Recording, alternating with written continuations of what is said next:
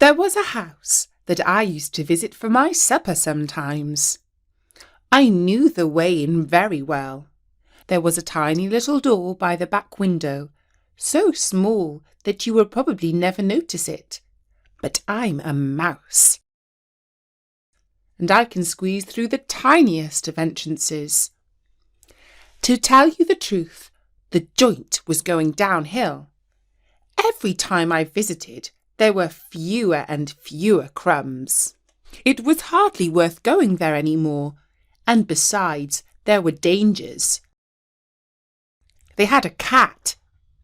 This cat was getting skinnier and skinnier, and I should have known that he would be on the lookout for a tasty morsel such as me.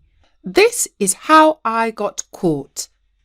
I wasn't paying enough attention. I got distracted. Although I have a twitchy nose, I'm not nosy in the other sense of the word. I like to mind my own business.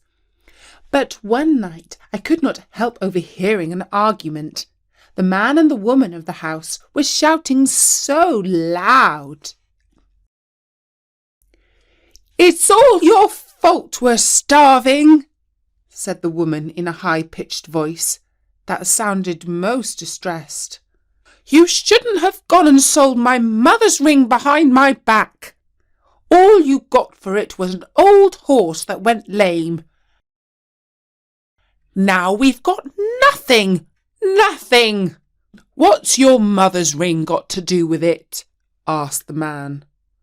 "Because I told you 1,000 times, the person who wears that ring will never go hungry."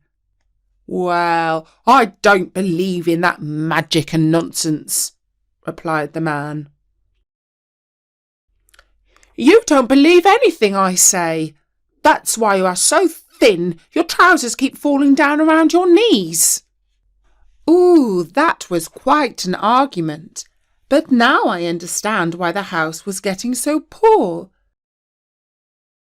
The man had sold the magic ring that kept the larder stocked up. I wish I had a ring like that, I thought. It was all so interesting that I hung around for a fraction too long. That was my big mistake. Bam! Everything went black. Am I dead or alive? I thought. But I soon knew that I was alive because I heard a voice that I recognised. The dog, a scratchy mutt who smelt like a rotting old blanket, was saying, "Hey, cat, hang on. Don't eat that mouse just yet." "Why should I?" whined the cat. "I haven't had a decent meal in days. And he can slip through the tiniest of holes." "So?" said the cat. "And if we take him to the house where the magic ring is now, he can slip inside and get it for us.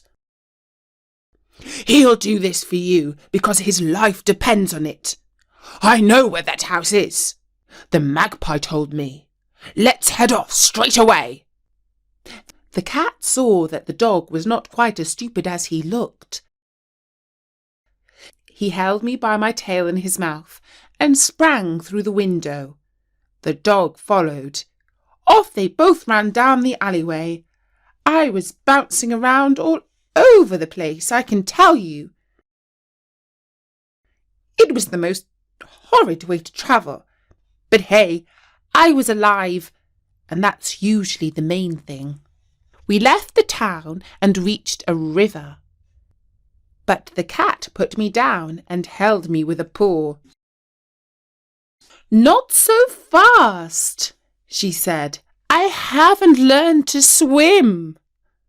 "Never mind that," woofed the dog. "Jump on my back and I'll carry you over." So splash! In we all went. The dog paddled to the other side, and from there it was not far to the house where the ring was to be found. Inside we could see a man and woman, both plump, with well-fed, happy expressions on their faces. The dog said, "We've come to the right place. Let's hope she takes the ring off when she goes to bed."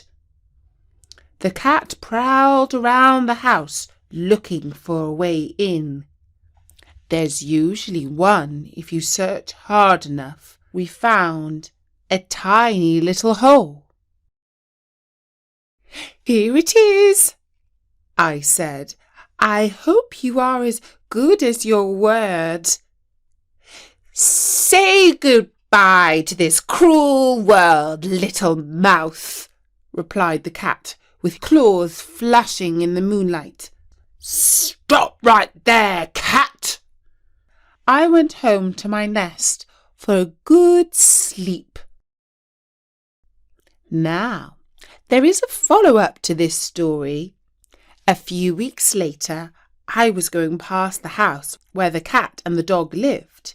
The light was on and I looked through the window.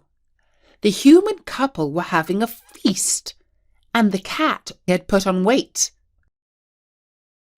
"What's happened?" I asked. "The house is full of food."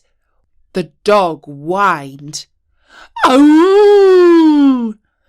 That filthy lying cat deceived me.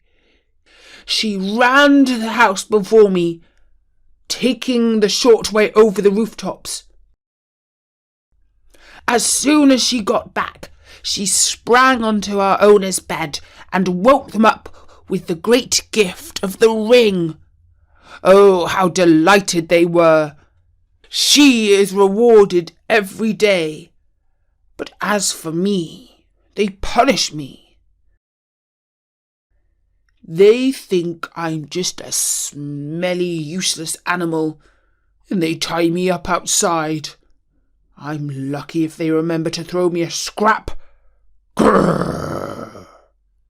I shall hate that cat till the day I die, and so shall all my puppies hate all cats forever." Thank you for watching this video. Please like, share and subscribe to the channel to see the latest videos. Thank you.